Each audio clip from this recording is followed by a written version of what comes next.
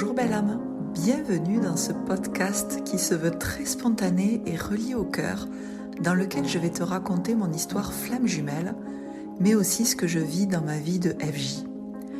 Dans cet espace, je vais également te partager les sujets qui font sens pour moi et qui me tiennent à cœur en lien avec bien sûr les flammes jumelles, mais aussi la reconnexion à soi.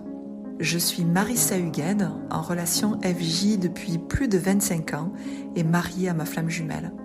Je suis éveilleuse d'âme et auteure. J'accompagne depuis presque 10 ans maintenant les personnes qui viennent à moi en étant reliées à leur âme. Je leur transmets les messages que j'entends, que je perçois, tout en libérant leur mémoire bloquante. Depuis quelques années maintenant, j'accompagne de plus en plus de flammes jumelles sur leur chemin d'éveil. Bienvenue dans cet espace qui se veut authentique. Je te souhaite une très belle écoute. Et si ce podcast te plaît, n'hésite pas à laisser un commentaire. Merci.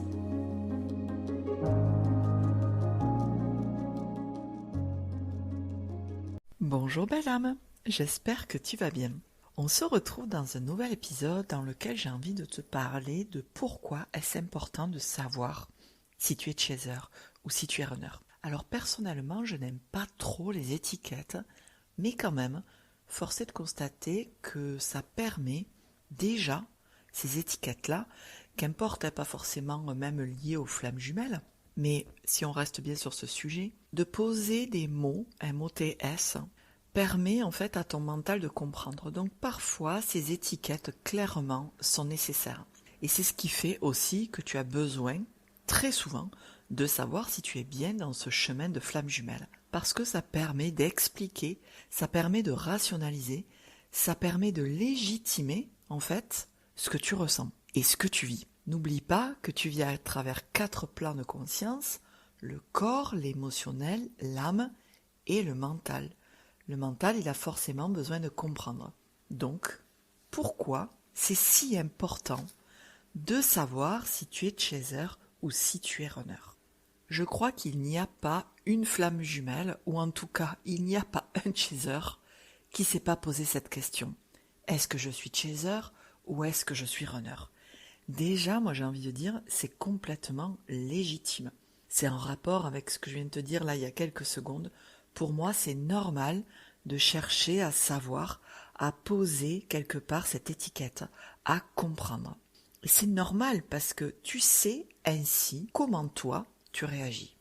C'est-à-dire que de comprendre, de poser un mot si tu es chaser ou si tu es runner te permet en fait de comprendre pourquoi tu réagis comme ça. C'est-à-dire que si tu viens à mettre des mots comme quoi tu es chaser, tu vas ainsi comprendre pourquoi tu n'arrêtes pas de courir après l'autre. Tu vas peut-être comprendre aussi pourquoi, une fois que tu es parti de la relation, tu as tant de mal à y revenir. Parce que chat échaudé craint l'eau froide, tu t'es tellement engagé. Et ça, c'est typique du chaser. Donc, quelque part, de poser ces mots, cette étiquette, ça te permet de légitimer ta façon de fonctionner. Et ainsi, ça permet de t'accueillir dans qui tu es, mais d'accueillir aussi tes blessures et tes traumas. De comprendre ces petits moi-là, ces petits enfants intérieurs, tout ce qui est lié aux anciennes vies, ton transgénérationnel, ça permet de mettre des mots. Et ça permet de savoir comment agir, parce que réagir, c'est plutôt quand même lié aux blessures et lié à l'ego. Mais quand tu agis, ça veut dire que tu as une certaine conscience de ce que tu vis, et tu agis quelque part en lien précisément avec ce que tu vis et ce vers où tu dois aller. Donc, à mon sens, c'est normal. C'est normal et c'est si important parce que ça permet de légitimer en toi ce qui se passe et donc de pouvoir agir pour toi pour sortir quelque part des blessures. Mais ça aussi l'effet autre de comprendre ce que vit ton autre. Parce que quelque part de poser le mot que toi tu es chaser ou runner, donc on va poser le mot que toi tu es chaser. Allez. Donc ton autre est runner. Ça te permet de comprendre pourquoi il agit comme ça. Et de comprendre pourquoi il agit comme ça. Et pourquoi toi tu agis comme ça.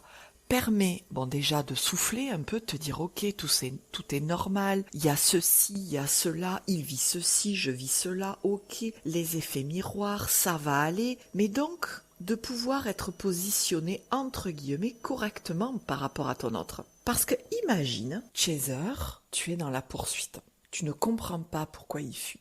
Du moment que tu vas poser le mot, que tu es chaser, que tu vas comprendre son fonctionnement, alors là je ne peux que te renvoyer, je crois que c'est le 2e épisode que j'ai créé l'année dernière, qui s'appelle le chaser et le runner. Du moment que tu comprends cette dynamique, tu peux agir pleinement en fonction, te rendre compte que toi tu poursuis, te rendre compte que finalement la priorité va être de revenir à toi. Alors on est bien d'accord qu'au début du chemin, c'est pas si facile que ça.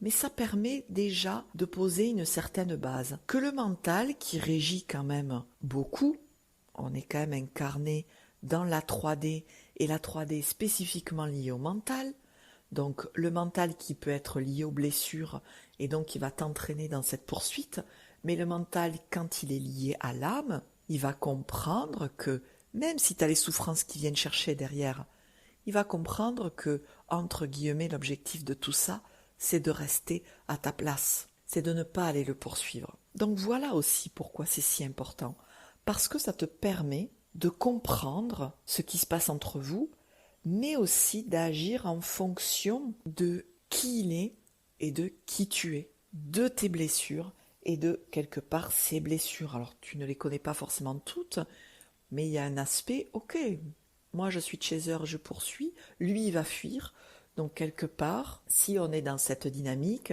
tant que moi je poursuis parce que c'est lié à l'ego, mais quelque part il va fuir. Alors j'aime pas cette notion de tant que, parce que ça sous-entend que le jour où tu ne poursuis plus, il doit revenir. Non, ça ne fonctionne pas comme ça, parce que même s'il y a l'effet miroir entre vous, il a quand même son rôle aussi à jouer, au même titre que le tien. Mais déjà, tu sais qu'en posant le mot de chaser, tu sais que l'objectif, entre guillemets, de tout ça va être de revenir à toi, va être de revenir à ton enfant intérieur, à ton émotionnel, à l'accueillir, à faire pour toi. Et si tu es runner, le but, ça va être de t'engager, de ressentir ce qu'il y a à l'intérieur de toi pour pleinement le mettre à l'extérieur, être authentique, te montrer vulnérable, et que l'autre n'est pas du tout en train de t'enlever une quelconque liberté. Parce que la liberté, elle vient avant tout de soi, et ce n'est pas parce qu'on fuit l'autre qu'on est libre. Ainsi donc, voilà pourquoi c'est si important de poser ce mot. Et ça permet aussi de comprendre quand tu vas basculer. Quand je parle de la bascule, c'est ce que beaucoup appellent le switch. C'est quand le chaser, il se rend compte qu'il a trop donné, qu'il s'est beaucoup sacrifié, que ça ne lui a rien apporté hormis de la souffrance, et qui va faire 1, 2, voire même 10 pas de recul pour justement stopper tout ce sacrifice, stopper tout ce trop donné. Du coup, il ne va plus du tout poursuivre, il va peut-être même, pour le coup, fuir.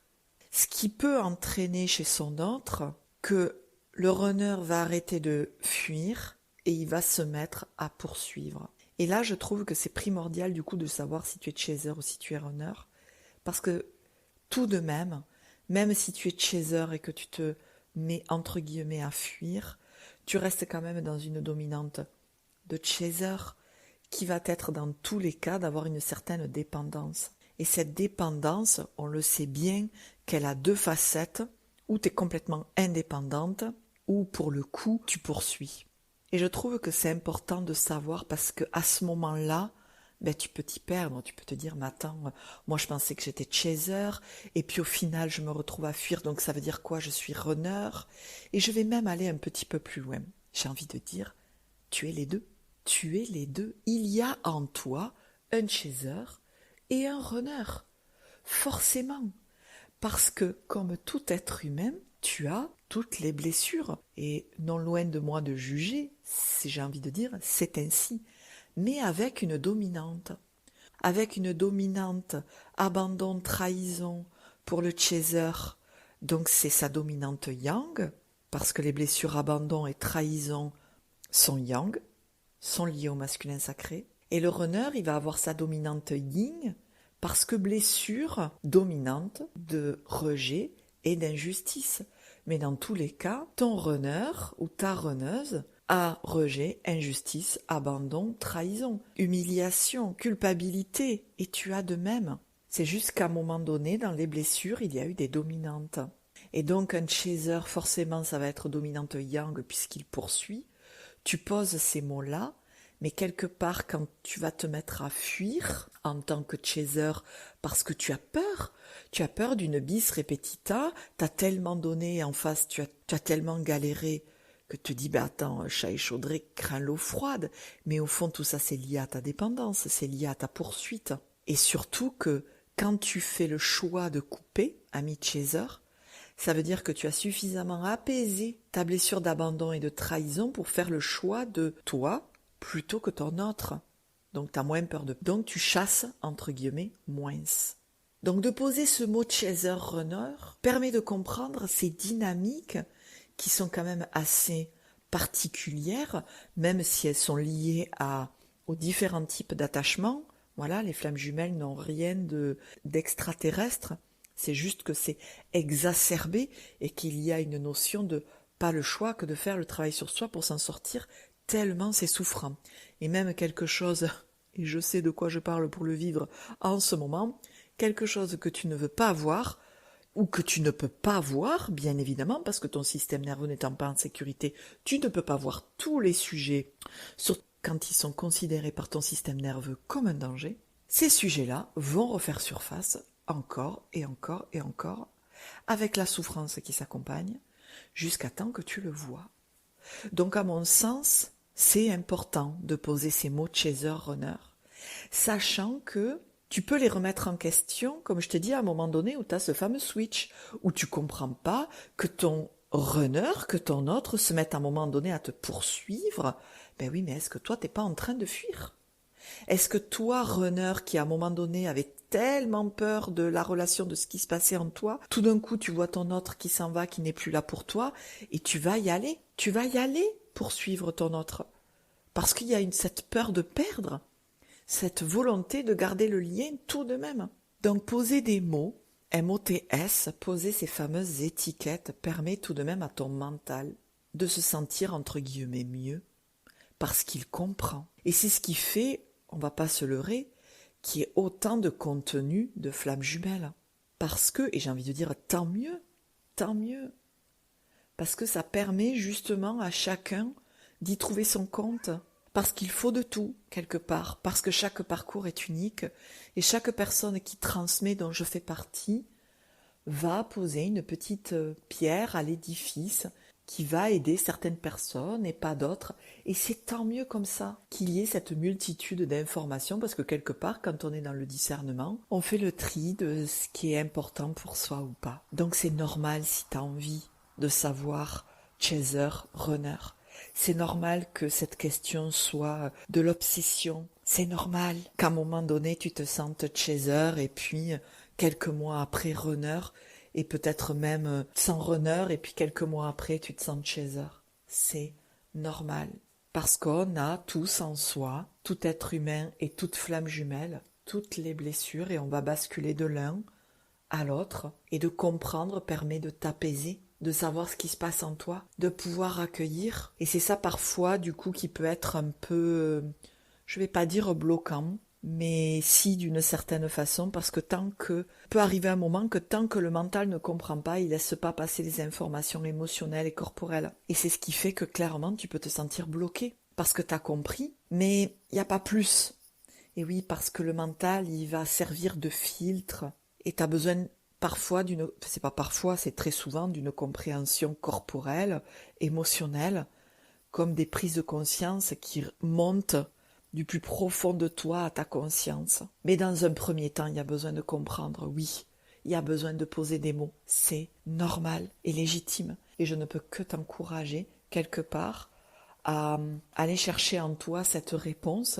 Et il est normal aussi d'aller la chercher à l'extérieur, parce qu'en soi, quand on a les blessures, c'est pas si facile que ça d'aller en soi, d'où le fait de se faire accompagner, qui est complètement normal et légitime aussi. Mais ça permet, en posant ces mots, de s'apaiser, de se légitimer, de poser un mot sur ce qui se passe dans notre être. C'est vachement important ça, tu vois.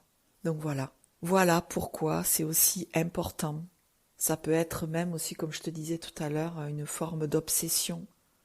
Est-ce que je suis chaser ? Est-ce que je suis runner ? je comprends pas ce que je vis. Un coup je pense être chaser, un coup je pense être runner. Et même si tu fais des séances flammes jumelles pour avoir ces réponses et que tu as un coup de chaser, un coup runner, bon, ben tout ça c'est fait pour que tu ailles chercher cette information en toi, par toi-même. Mais ça, j'ai envie de dire, c'est presque le chemin d'arriver à un moment donné à accueillir pleinement cette vérité. Que cette vérité qui est en toi, là, que tu n'oses pas écouter, que tu n'oses pas ressentir, que tu n'oses pas admettre, ben elle a besoin de se poser en toi. Quand elle se pose dans ton socle, dans ton ancrage, ça bouge plus. Chaser, runner, tu sais entre guillemets où tu te situes et ainsi tu peux encore mieux agir en fonction de ton autre. Moi je le vois bien dans mon couple flamme jumelle. Je suis chaser, mon autre est runner et je vois très bien la dynamique que je vais avoir parfois dans les moments où ça va pas. Tendance à aller vers lui, direct, hein, il s'en va.